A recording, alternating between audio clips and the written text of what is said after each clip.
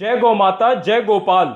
मैं कृषिवत्स सुभाष शर्मा जी के फार्म यवतमाल से इस 6 एकड़ के प्लॉट में हम कद्दू लगाने वाले हैं। कद्दू की खेती की वीडियो सीरीज में मैं जमीन की तैयारी से हार्वेस्टिंग तक की A to Z जानकारी के सारे वीडियोस छोटे छोटे स्वरूप में बनाकर इस सीरीज में डालने वाला हूं। सुभाष शर्मा जी द्वारा कद्दू की खेती करने की अद्भुत पद्धति को मैं इस वीडियो सीरीज के द्वारा दिखाने वाला हूं। यह सहायक बैलों की सहायता से 3-3 फीट पर मार्किंग कर रहा है, जिसे आप लाइन के रूप में देख सकते हैं। हम प्रत्येक 15 फीट पर एक एक नाली बनाएंगे। यदि हम इस पद्धति से 3-3 फीट पर मार्किंग करते हैं तो हमारी हर एक नाली एग्जैक्ट 15 फीट पर आएगी। हर 15 फीट पर नाली बनने के बाद हम नालियों की लॉकिंग करेंगे। फिर इन्हीं नालियों में हम गौ संजीवक खाद डालेंगे। हमने 15-15 फीट की दूरी पर 3 फुट चौड़ी नालियां बना ली हैं। इन नालियों को बाहर से मिट्टी लेकर लॉक कर दिया जाएगा। नाली के अंदर से मिट्टी नहीं लेनी है, बाहर से मिट्टी लेनी है। नालियों को तोड़ने से पहले हम इसमें खाद भर देते हैं। आगे हम आपको खाद भरने की विधि दिखाएंगे। हमारी ये बहनें नालियों में खाद डाल चुकी हैं। इनका श्रम हमारे लिए देव की तरह पूज्य है। मैं प्रसन्न, स्वस्थ व प्रगतिशील रहूं, मेरे लिए इनके ऐसे सुंदर विचार हैं।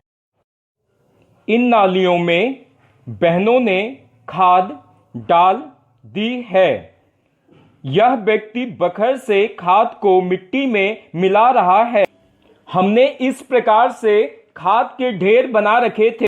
इस ढेर को हमने नालियों में डलवा दिया है। हमने 1 एकड़ में 2 ट्रॉली अलौकिक खाद डलवाई है। वह व्यक्ति बखर से खाद को मिट्टी में मिला रहा है। जैसा कि आप देख सकते हैं, वह आदमी बखर चला रहा है। इस प्रकार कम खर्च में खाद को मिट्टी में मिला दिया जाता है। इसके बाद हम नालियों में लॉकिंग करेंगे। इसके बाद हमारी बहनें बाहर से मिट्टी लेकर इन नालियों को 10-10 फुट की दूरी पर लॉक कर देंगी। इस प्रकार हम 10-10 फुट पर लॉक करके बेड तैयार कर लेते हैं। यह व्यक्ति 2 बार बखर चलाता है, जिसे हम सिंगल डबल कहते हैं।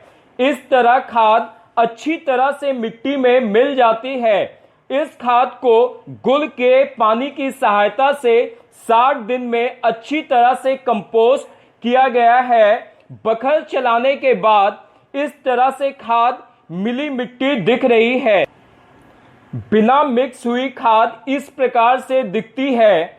बखर चलने के बाद खाद मिट्टी में मिलकर एक स्वरूप हो जाएगी। इस नाली के बगल में वह बखर चला रहा है। हमने 3 फीट की नालियों के दोनों ओर बैलों की सहायता से इस तरह की नालियां बनाई हैं।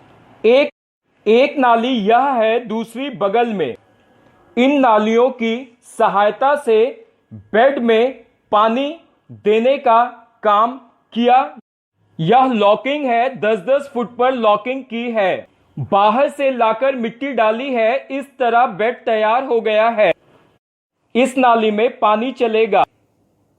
यहां काटकर इस बेड में पानी देंगे, यहां काटकर इस बेड में पानी देंगे। इस प्रकार इन नालियों से पूरे बेड में पानी दिया जाता है। मई महीने तक यह क्रम चलेगा, छोटी नालियों से बेड में पानी देने का।